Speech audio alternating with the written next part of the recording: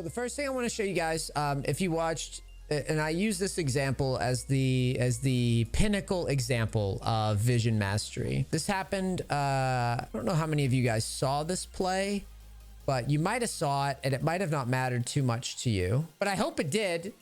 I hope it mattered a lot to you guys, because if it didn't matter to you, it should have mattered. Does anybody remember this play? So here's the deal. Watch very closely on the Wukong. So this is my go-to, because when I talk about vision mastery and the understanding of vision, to me, this play that you're about to see is more impressive to me than any multi-kill, like any outplay, mechanical outplay. This is bar none incredible. This is an incredible play, and I'm hoping that you guys will see, because they do show the vision, why. Okay, now watch. So this, as you can see, he can actually not be seen. All right, so I'm gonna back this up again. Jensen actually cannot see the Wukong at any point. You ready?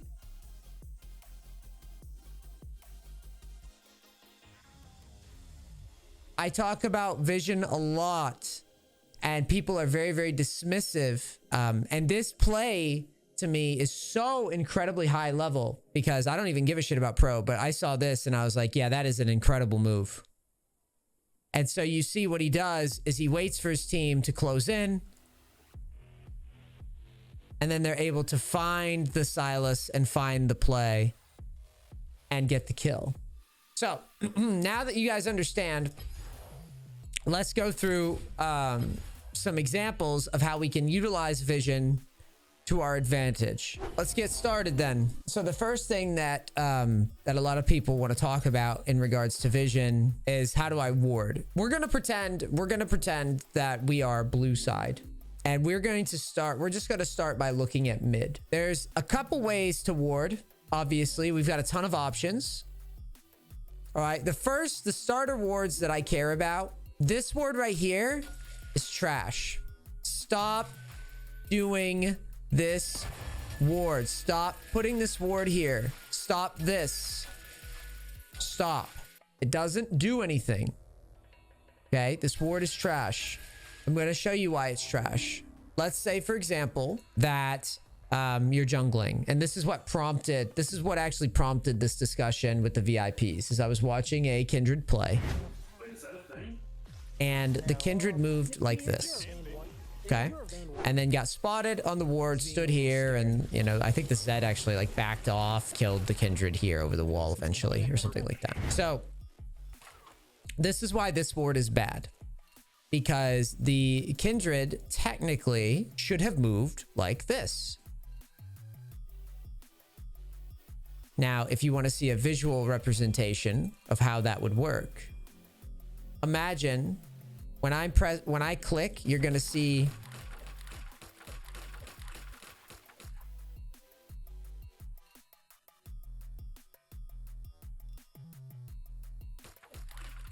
do you guys understand? How many of you guys in the chat play shooters, FPS, Counter-Strike, Valorant, stuff like that? There's one certainty in shooters. All right, say you have a hallway, and this is we'll say this is B site, right? So you've got your site here.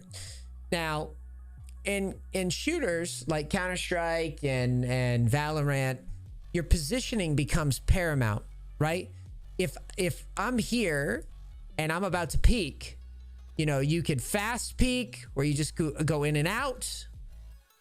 You can like wide peek, right? You can go all the way across. Like, all these things are considerations, and in a 3D space, they're massive, right? They're infinite. But one thing that you need to remember when we talk about shooters is that, like, when you turn corners, there's big differences in if you're like hugging the wall, like really like your body's against the wall and you're just kind of out.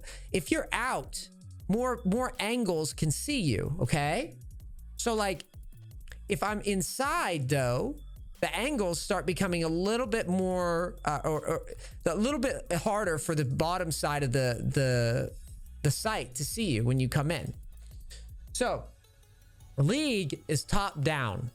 All right. But your vision kind of operates like you got like a flashlight of sorts. So you got this kind of thing going on. And if something's in the way, we can no longer see behind it. So to use the example of the bush, let's say there's and I'm going to every click I'm clicking. So you could theoretically have a whole team back here and not see them. So if you're here, and you know that there's enemies here and they don't have this vision, they could all be right here. So say you've got someone moving through and they're going like this.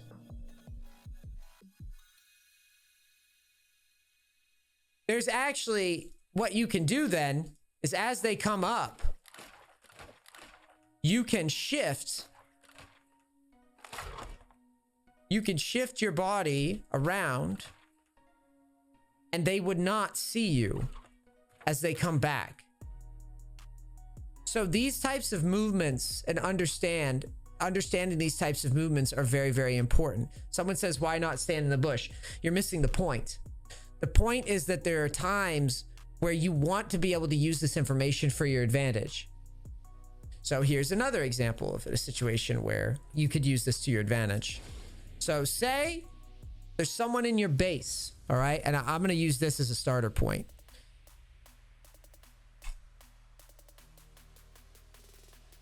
There's no one there, right? There's no one there. Just kidding. They were there the whole time. They were there the whole time. If you don't have the vision, these angles become blockers to sight. So if there's ever someone in your base and they don't have you ignited, and say you have like a pink ward here or they don't have any vision here, they actually cannot see you right now when you're approaching someone hitting the tower. Don't run at them like this. Run at them kind of like this. Do you see what I'm saying? There's a huge difference. There's a huge difference. Move at them in a way to where they can't see you as easily. Same thing here. Remember that your opponents can't necessarily see you coming. So try to move in a way to where they can only see you at the last second.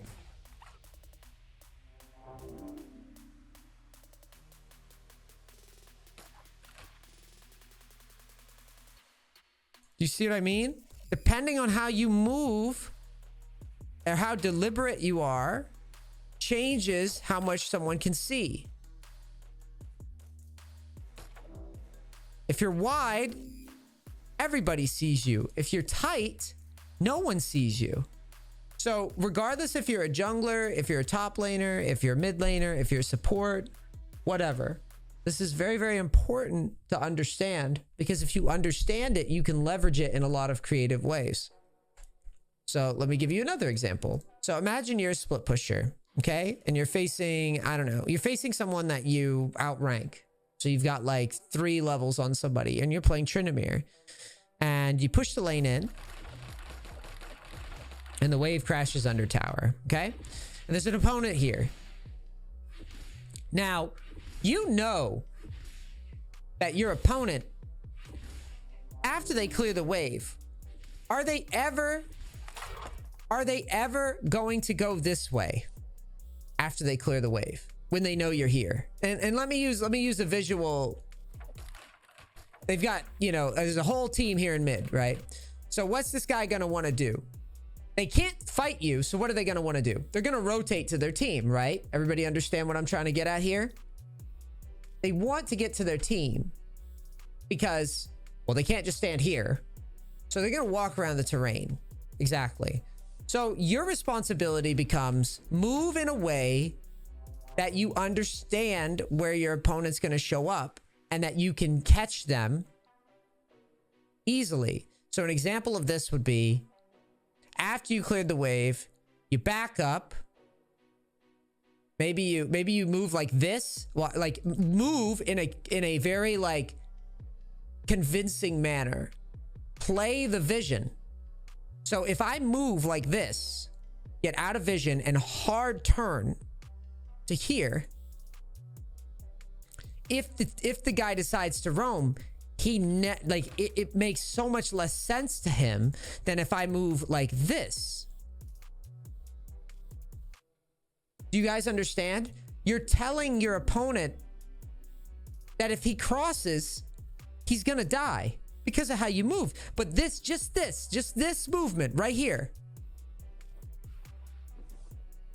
this movement changes everything about the situation, because now the guy comes through and he gets jumped, but in his mind he saw you moving away, but it didn't make any sense to him. So I get people with this move all the time, everywhere in this game. If you've watched my streams before, there would be times where I push a wave in and I'm ahead, and I walk back with little, like, I walk like this, like I'm backing, and I move like this. I tell people like this in coaching all the time. Walk straight out, and then hard turn back in. Say the lane's frozen. My top laners out there, say the lane's frozen, right? And you can't get minions for whatever reason. Sorry, I keep misclicking. And you can't get minions. And you know there's a jungler here or something, right? And you've got him on a ward. And you're like, shit, I'm stuck in a terrible spot. I screwed up. I'm going to lose all my XP. Well, what you do, again, you back straight up like this, and then just inch your way back up there. Literally, just inch your way back in and just sit here. No one saw you, so you're allowed to get your XP until someone wards it. The problem is players are consistently bad with understanding how vision works. Here's another good example. This is the one that normally blows people's mind the hardest. As you can see, this is all a blind spot. Everybody see this? So imagine you're Elise jungle and bot lane's coming this way. Now watch very closely.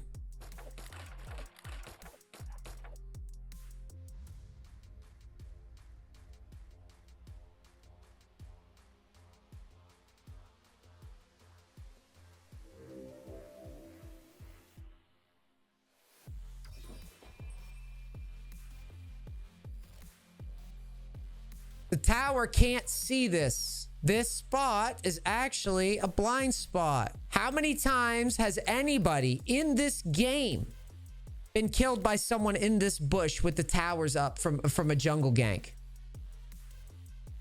I have never. I don't think I have ever been killed this way in League of Legends. I think I've seen it done to people a couple times in high elo. But it was always like Evelyn's that did it. But you can clearly see that there's a route. Right? Everybody saw it. There's nothing they can do. As long as there's no one here,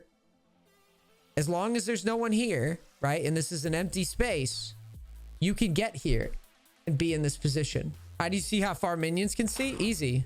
This happens all the time with junglers. If you're not paying attention to where the minions are and you cross here, this is why you get caught on golems. So all you got to do is, if you're jungling, right, and you're right here, and you're concerned on whether or not you should be going into golems, you mirror it. So you can't cross now, right? Because you'll get caught. So you just stand like this. Just wait a second. And then you're good. You mirror. That's right. That's the word. You literally use yours as a guideline. Opposite. Mirroring your minions is useful in a ton of scenarios. I mean, guys, there are literally, like, I'm just getting started. There are literally metric shit tons of spots where this matters, right? You could do all sorts of things. One of my favorite moves is catching people rotating like this because they don't see you until the last second. They just can't see you. You see what I'm saying? Look at this. It all hinges on whether or not you hug the wall. Hug the wall. Don't just half-ass it, right? Just like the Counter-Strike example. Don't half-ass it. Stick your body on the wall when you move. It's going to make it so much tougher. Another good example is something like this. When there's no minions in mid, so if there's like a wave under tower again, you have movements like this that are unseen. Blind spots that no one can see you in. Always try to think about the blind spots when you rotate, right? Don't be that guy that jungles and rotates like this. If you have the option to rotate like this. They're everywhere if you just stop and think about them. But this is also simultaneously why I get so amped when I see someone do a really cool vision play. Because I know that that means that that person studied the vision, studied it. It's not, the game doesn't give you a shiny medal, guys. When you outplay, like if I were to gank somebody in a ranked game from this position when they walk back to lane, if I were to gank someone from this position, the game's not going to give me it's not going to give me a medal. There's not going to be an announcement that's like Vision Guard, right? Triple vision. It's not going to do that. Like no one cares except you. So this is why to me it's way more impressive, because the only people that know about it are the people that studied it and think about it. So warding. There's a couple of considerations that you need to make when warding, okay? In mid is the classic example. Mid, you can only ward one side. So, as a rule of thumb, the best way to play mid vision is to ward on the side and then cheat that side. We talk about this all along, but the first thing that you got to realize is that warding here was shitty because of all that stuff that we just talked about. Now, warding something like this makes it near impossible for your opponent to ever sneak by you. Do you understand? They can't do any of this shit to get you. They just can't. So same thing here. If you ward here, they cannot get you. There's no way. They also, by extension, can't get into the brush without you seeing them go into the brush, right? This is the Metal Gear Solid I hide under a cardboard box technique, right? It's fucking obvious what's going on here. So stop warding in the middle because it doesn't really do anything. The next thing that I'm going to tell you is that if you can defend your pink wards, it's fine to place them aggressively. All right, guys, when can we defend our pink wards? Lane prio. Exactly. We can defend our pink wards when we have lane prio. So if you have lane prio, we are more than happy to drop a pink here in this bush. All right. Additionally, we are also more than happy if we have this type of prio towards something like this or like this. Now, what this accomplishes is that now you are allowed to play as aggressively as you want in this position. If you want to play even more aggressive, something like this would be in order. Right? You got to get the vision up in order to be this aggressive. If you want to fuck with people under tower, and again, you would be playing towards this side. Why? Because it doesn't matter if you see somebody coming, you're going to see them for like an hour, right? So you're going to be able to back down. The pink ward and the forward ward are essential. All right? They're essential. The pink ward allows you to cover, basically it makes it so that you can be aggressive with confidence. Additionally, your jungler will have a lot easier time counter ganking for you. This is a concept that I really struggle with incorporating and timing it out in games, and it's taken me a long time to even get a handle on it. So the goal here is to just remember, if I'm going to be really aggressive, then I should just get a ward down. I should get a pink down and a forward ward ASAP, and then cheat to that side as much as possible. Now, what if we have no prio? So there's things that change here. And the first thing that changes is your wards need to be, if you're going to drop a pink, don't make a pink that's just going to get destroyed. All right. So generally, if I'm playing like some sort of poke champ, I would recommend this is a very dangerous ward to place if you can't defend it, right? It's useless. If you place this here, you'll spot somebody, but you're just going to get your ward deleted. So what you would rather do is you have a ward that you can actually defend would be something like that, right? And you put this ward here. The same thing, you would be able to play towards this side confidently at all times, and you can move up as far as you feel comfortable on this side, because if the enemy jungler is here because he has prio, you'll know about it. And you can also defend your pink ward when you need to. This is something, again, that myself, I don't even incorporate well enough. But this is something that you should definitely incorporate. Is view your wards as something that if you can't defend them, you got to place appropriately. The same thing holds true. The same things hold true for top lane. You know, there's no point in putting a pink ward somewhere where your opponent is allowed to just do whatever they want with it. So unless you're like right up the tower's ass at all times, don't be putting a pink ward here, because you're just going to lose it. Instead, you put a pink ward somewhere where it's actually going to be useful. And you put this ward somewhere like here, or wherever you think the jungler's most likely to show up from. Very, very common sense stuff on top side, because you only really have one angle to play from as a jungler.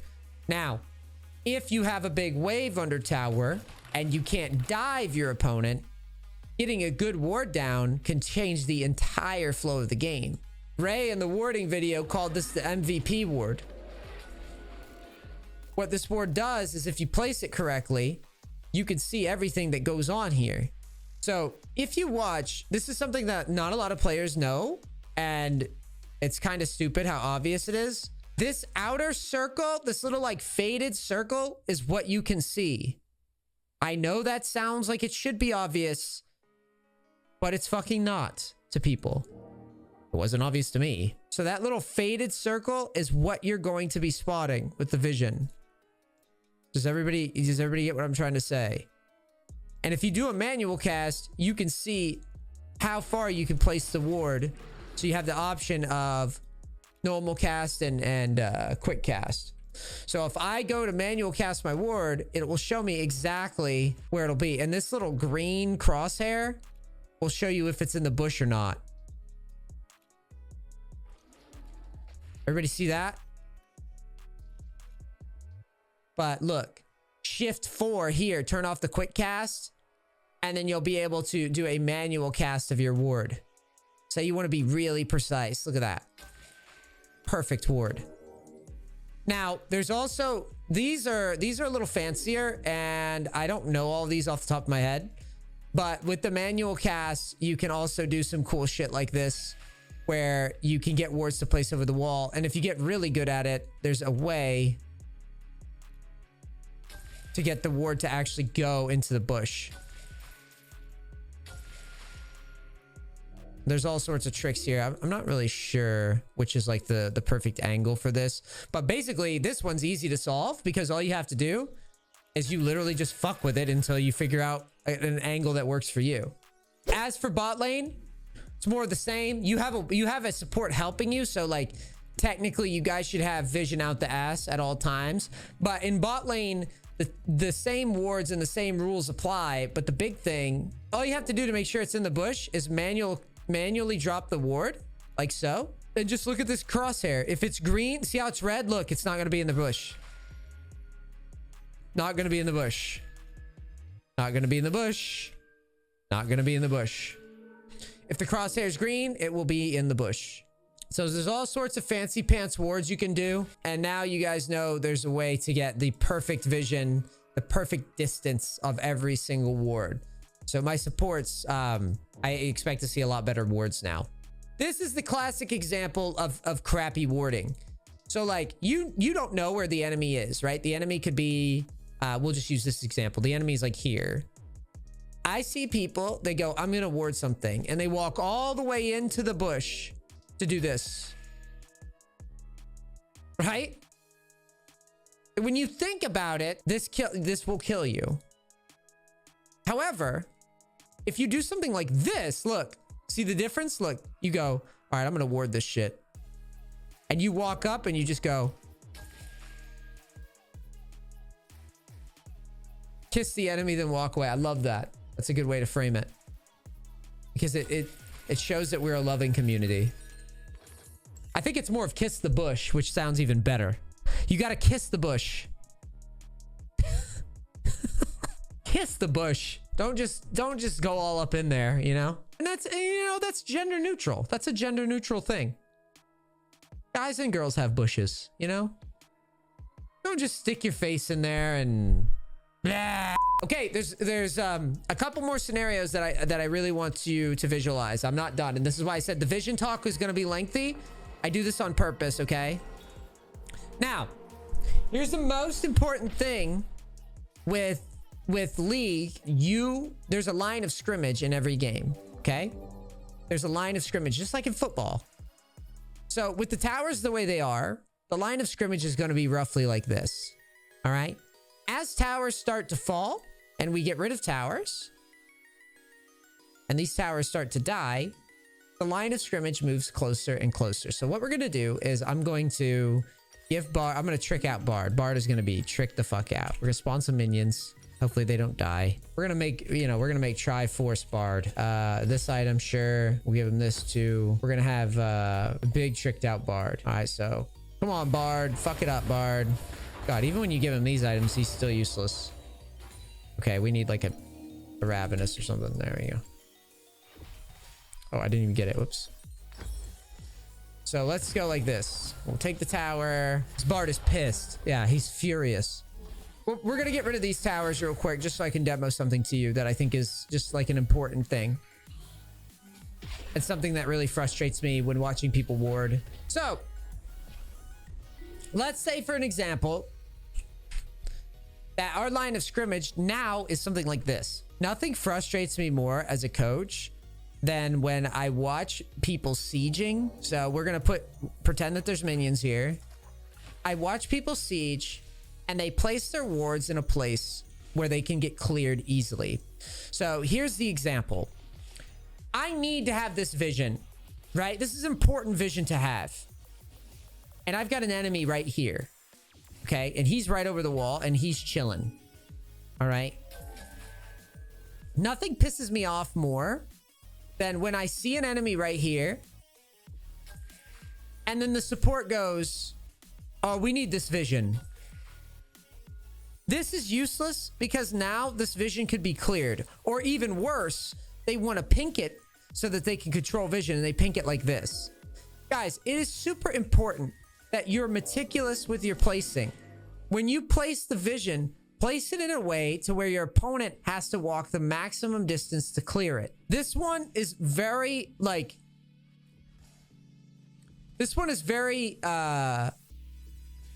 annoying to me. Because you can make people do a lot of cool things with vision if you think about it, but a lot of people don't think about it. The same thing, by the way, holds true on the other end. So like, let's say that, you know, we're in the base and we're doing our thing and we're about to deal with a siege. If you need to defend this area, again, the same rules apply. I need to be able to guard the vision. So the way you would do it is you would place your ward in the perfect spot so that if they try to drop vision over the wall, because that's the next thing that's going to come with the siege, right? Is your opponent's going to try to drop vision over here. If your pink is here instead of here,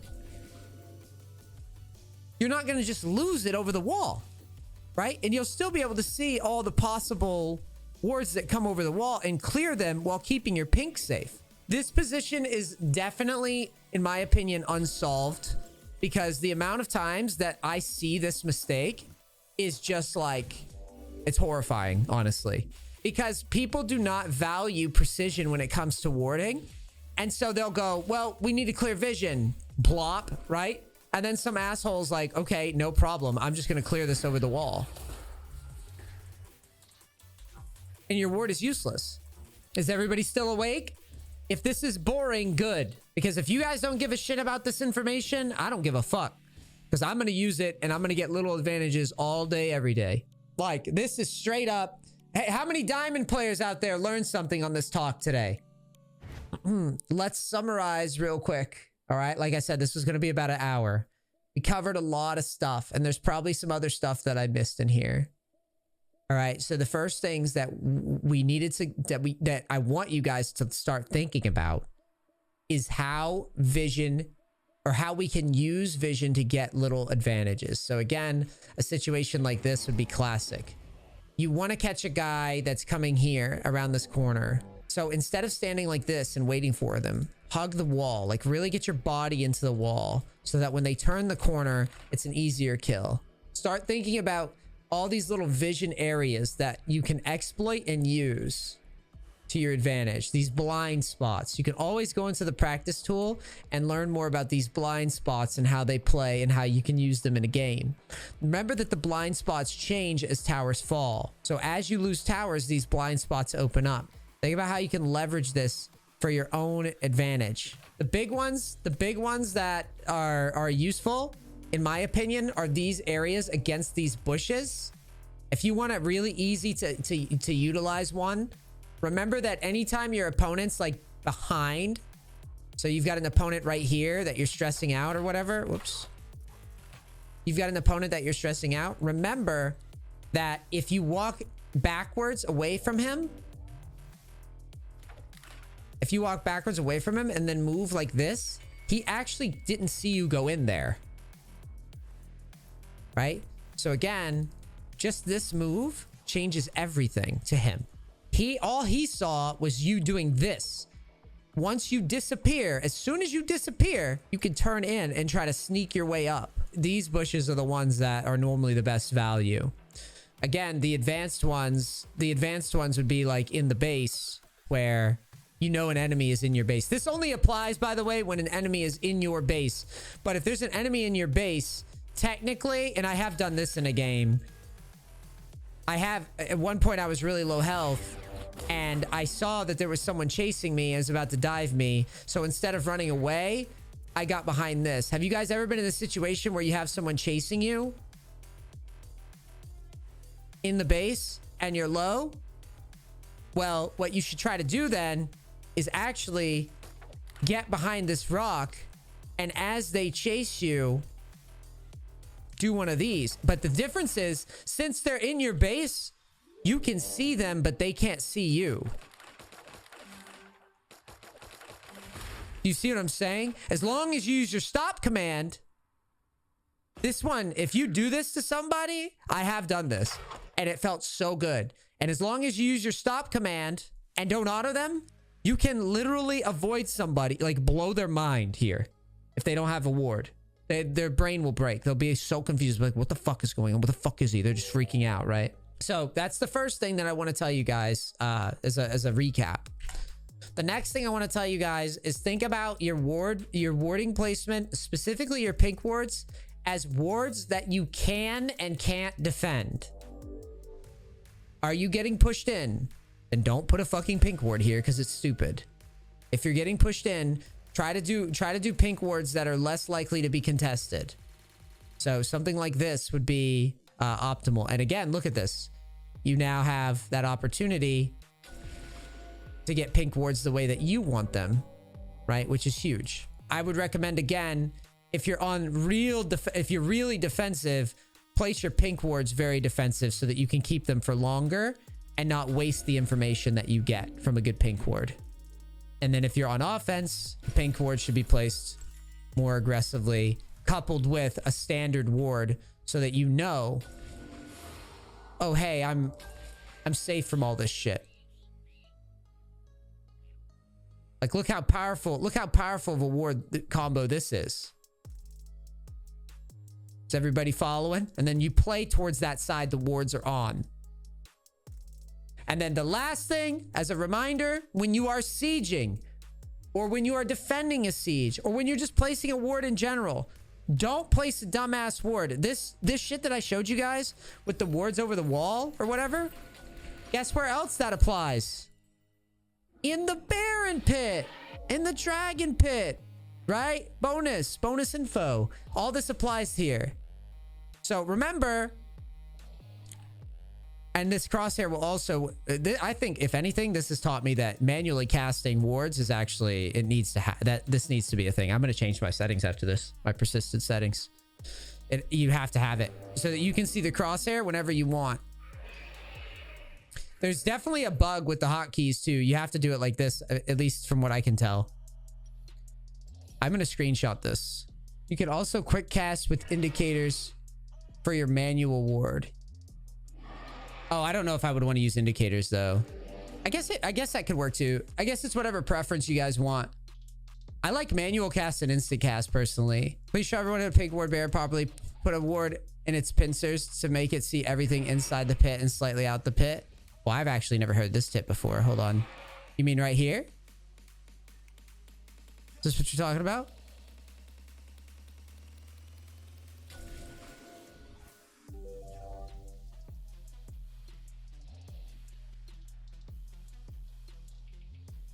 Does this actually cover everything in there? Oh, it does. Okay, cool. This is one way to check too, is to use the practice dummies. And you can see what is and isn't visible.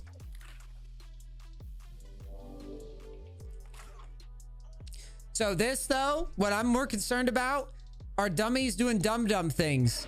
If enemies are over here chilling, don't put your fucking pink ward in front of them here.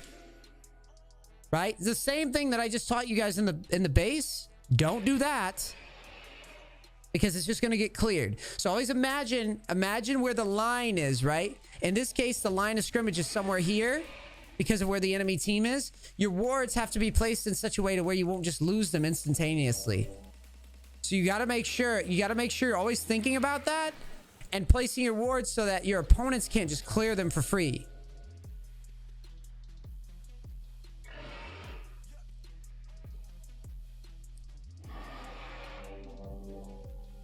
All right. I think we've covered a lot today.